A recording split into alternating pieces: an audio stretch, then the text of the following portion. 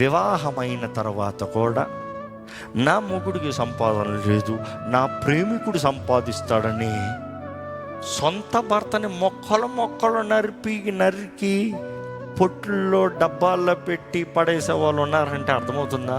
దేనికి? సుఖం కొరకు, డబ్బు కొరకు, కామం కొరకు.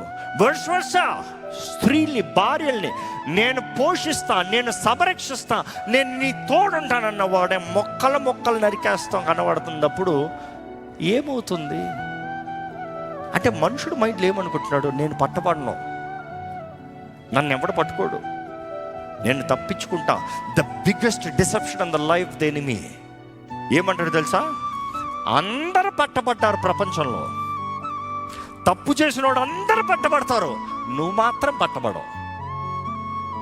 తప్పు చేసేవాడు చూడు, నేను పట్టబడతానని చేస్తాడా? నేను ప్లాన్ వేస్తా, నేను తేలుస్తా, నేను చూస్తా.